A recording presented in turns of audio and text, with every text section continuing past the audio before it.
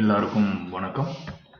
இன்னைக்கு வந்து ஃபங்க்ஷன்ஸ் உடைய டீடைல் யூஸ் பற்றி பார்க்கலாம். அதில் என்னென்ன டைப்ஸ் இருக்குது அப்படின்னு பார்க்கலாம். இப்போ ஃபங்க்ஷன்ஸ்ன்னு நம்ம எடுத்தோம்னா நேற்று அந்த வீடியோவில் எப்படி ஃபங்க்ஷன் நேம் பண்ணுறோம், அது எப்படி கால் பண்ணுறோன்றதெல்லாம் பார்த்தோம். அதில் வந்து நேற்று நம்ம ஒரு முக்கியமான ஒரு விஷயம் பார்த்தோம், என்னன்னா ரிட்டர்ன் டைப்ஸ் அண்ட் ஆர்குமெண்ட்ஸ்னு சொல்லிட்டு. ஸோ நான் சும்மா ஒரு எக்ஸாம்பிள் மட்டும் காட்டுறோம் உங்களுக்கு. இந்த மாதிரி ஸ்லாஷ் வித் ஆஸ்டெக்ஸ் அண்ட் இதுக்குள்ளே போகிறதெல்லாம் கமெண்டட் கோட், இது ரன் ஆகாது.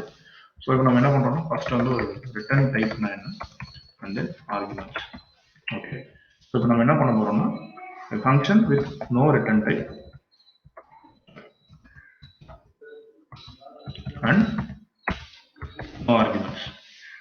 அதே மாதிரி இதோட காம்பினேஷன்ஸ் பார்க்கலாம். அது function with no return type and arguments. Contrarily, a function with return type and no arguments. A function with return type as well as arguments. சரிங்களா, இதுதான் பார்க்க போறோம். இப்போ நான் ஒரு எக்ஸாம்பிளுக்கு என்ன பண்றேன்னா ஆர்குமெண்ட்ஸ் வந்து எவ்வளவு ஆர்குமெண்ட்ஸ் வேணா இருக்கலாம். ஆர்குமெண்ட்ஸ்னா ஒரு ஃபங்க்ஷனுக்கு நம்ம பாஸ் பண்ற வேல்யூ. ஸோ அதோடைய எக்ஸாம்பிள் எப்படி அப்படின்னு சொல்லி ஃபர்ஸ்ட் ஒரு ஃபங்க்ஷன் பார்ப்போம். ஃபர்ஸ்ட் ஒரு ஃபங்க்ஷன் எழுதுறேன், என்னன்னா no return type no arguments. சரிங்களா, no return type and no arguments. First என்ன பண்றோம்னா ஒரு ரிட்டர்ன் டைப் இல்லைன்னா வாய்ட் மென்ஷன் பண்ணுவோம். நம்ம என்ன பண்றோம்னா ஃபங்க்ஷன் ஃபன் அப்படின்னு நினைக்கிறேன். இதுக்கு ஆர்குமெண்ட்ஸும் கிடையாது, எதுவுமே கிடையாது. அதாவது இதுக்கு வந்து நோ ரிட்டர்ன் டைப், இது உள்ள ஆர்குமெண்ட்ஸ் இருக்காது. ஸோ நான் ரிட்டர்ன் எதுவும் போட மாட்டேன். இது வந்து சும்மா ஜஸ்ட் ஒரு பிரிண்டர் இன்சைட் ஃபங்க்ஷன் 1. அப்போ நீங்க கேட்கலாம், அப்போ இது எதுவுமே ரிட்டர்ன் பண்ணாதானே எதுக்கு இந்த ஃபங்க்ஷன் அப்படின்னு. சே ஃபார் எக்ஸாம்பிள் ஒரு வேல்யூ சேவ் பண்றதா இருக்கலாம், இல்லை குளோபல் வேரியபிள் ஏதாச்சும் ஒன்று ஒரு வேல்யூ சேவ் பண்றதா இருக்கலாம். அதோடைய கான்டெக்ட் டிஃப்ரெண்ட், அதை நம்ம பார்க்கலாம். இப்போதைக்கு இது எப்படி, இதோட ஸ்ட்ரக்சர் எப்படி இருக்குன்னு மட்டும் தெரிஞ்சுக்கலாம். நெக்ஸ்ட்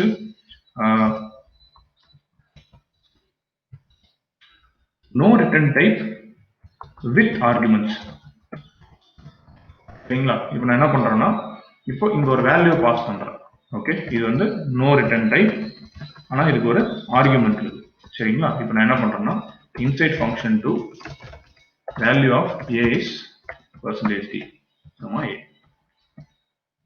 என்ன ஆகும்னா இந்த ஃபங்க்ஷனுக்குள்ள இது உங்களுக்கு எதுவும் ரிட்டர்ன் பண்ணாது, ஆனா ஒரு ஒரு வேல்யூ மட்டும் கொடுக்கும். ஒரு வேல்யூ நம்ம பாஸ் பண்ற வேல்யூ பிரிண்ட் பண்ணும். நெக்ஸ்ட்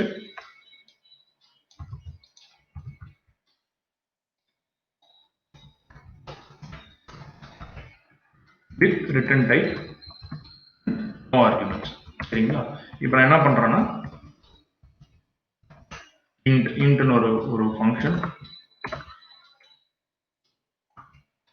இது எந்த ஆர்குமெண்ட்ஸும் கிடையாது. நல்லா புரிஞ்சுக்கோங்க, இதான் ஃபங்க்ஷனோட syntax. Return type function name with the arguments. Arguments வந்து பிளாங்க் ஆர்குமெண்ட்ஸ்ன்றதுனால ஒன்றும் கிடையாது. இப்போ நான் என்ன பண்றேன்னா நீங்க என்ன வேணா பண்ணிக்கோங்க. இன்சைட் ஃபங்க்ஷன் 3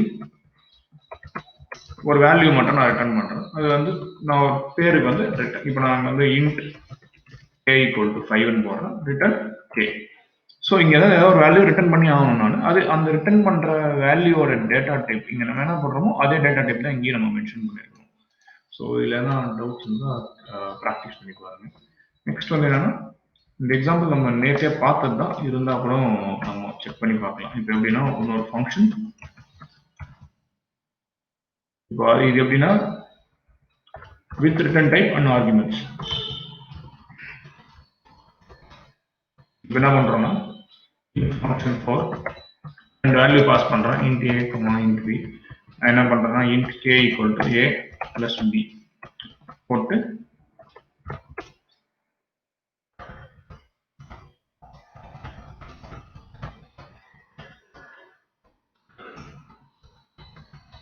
புரியுதுங்களா? ஸோ இதுதான் இந்த நாலுத்துக்குமான ஒரு வேற்றுமை. ஃபர்ஸ்ட் வந்து பாத்தீங்கன்னா ரிட்டர்ன் டைப்பும் கிடையாது, ஆர்குமெண்ட்டும் கிடையாது.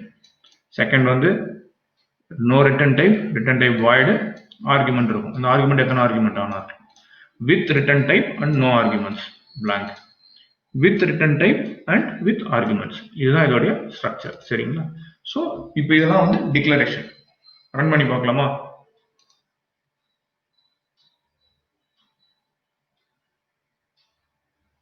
ஏன் எதுவுமே பிரிண்ட் ஆகலை அப்படின்றது நமக்கு எல்லாருக்குமே தெரியும். ஏன் பிரிண்ட் ஆகலைன்னா இந்த ஃபங்க்ஷனை வெறும் டிக்ளேர் தான் பண்ணியிருக்கணும், இதை கால் பண்ணல. கால் பண்ணலாம் ஃபங்க்ஷன் 1, இதை நம்ம எதுவுமே பண்ண தேவையில்லை. இது போட்டாலே ஆட்டோமேட்டிக்காக உள்ள இருக்கிற கோடு ரன் ஆகிடும். இப்போ ஃபங்க்ஷன் 2, இந்த ஃபங்க்ஷன் 2க்கு நம்ம ஒரு இன்டிஜர் வேல்யூ அனுப்பணும். நான் இங்கே 5ன்னு அனுப்புகிறேன். நெக்ஸ்ட் ஃபங்க்ஷன் 3, இதுக்கு எந்த வேல்யூ நம்ம பாஸ் பண்ணக்கூடாது, பட் ஆனால் இது வந்து ஒரு இன்டிஜர் வேல்யூ ரிட்டர்ன் பண்ணும். நான் என்ன பண்ணுறேன்னா int x is equal to அப்படின்னு இந்த வேல்யூ வாங்கிக்கிறேன். நெக்ஸ்ட் இங்கே வந்து printf %dx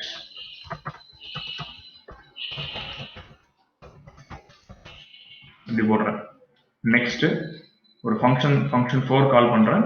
இப்போ int y equal to function 4 of 5, 3.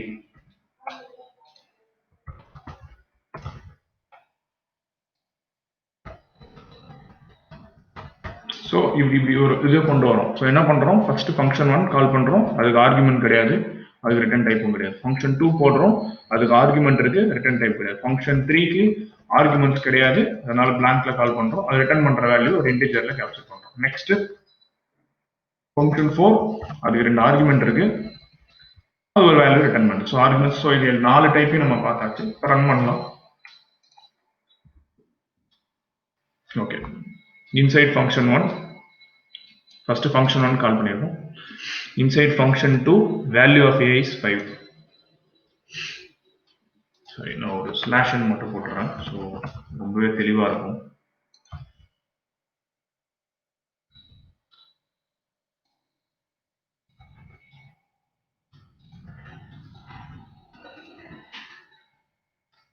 Okay, ஒவ்வொன்றா பார்க்கலாம். Okay, first inside function 1 call பண்ணால ஃபங்க்ஷன் 2 ஆஃப் 5 போட்டதுனால inside function 2 value of a is 5. Next function 3 call பண்றோம். ஃபங்க்ஷன் 3 கால் பண்ண உடனே ஃபர்ஸ்ட் இந்த வேல்யூ தான் பிரிண்ட் ஆகும், இன்சைட் ஃபங்க்ஷன் 3. அதுக்கப்புறம் இது ரிட்டர்ன் பண்ணதுக்கு அப்புறம் கேவ் ரிட்டர்ன் பண்ணதுக்கு அப்புறம் value of x is equal to அப்படி நீங்க வேல்யூ பார்த்தீங்களா, அந்த லைன் இங்க பிரிண்ட் ஆயிருக்கும். நெக்ஸ்ட் ஃபங்க்ஷன் 4 கால் பண்றோம். ஸோ இன்சைட் ஃபங்க்ஷன் 4 வரும், வேல்யூ ஆஃப் y is 8, இந்த வேல்யூ பிரிண்ட் ஆகும். ஸோ இதுதான் இதோட பேசிக்கான ஒரு அணுகுமுறை. இதை வந்து தயவு செய்து நீங்க ப்ராக்டிஸ் பண்ணி பாருங்க. ப்ராக்டிஸ் பண்ணா மட்டும்தான் இதோடைய ஃபுல் ஃபங்க்ஷனாலிட்டி நம்மளுக்கு புரியும். இது தெரிஞ்சுக்கிட்டாதான் அதுக்கப்புறம் எல்லா ஃபங்க்ஷன்ஸ் எப்படி யூஸ் பண்றது, இது வந்து ஒரு அடிப்படை. இது கண்டிப்பா இது தெரிஞ்சுக்கிட்டாதான் ஃபர்தரா எல்லாமே பண்ண முடியும். இந்த கோடு வந்து டிஸ்கிரிப்ஷன்ல இருக்கிற அந்த லிங்க்ல உங்களுக்கு அந்த கோடும் இருக்கும். உங்களுக்கு ஏதாவது டவுட்ஸ் இருந்ததுன்னா கமெண்ட் செக்ஷன்ல கேளுங்க, டெஃபினட்டா நான் ரிப்ளை பண்றேன். ஆல் தி பெஸ்ட், நல்லா ப்ராக்டிஸ் பண்ணுங்க.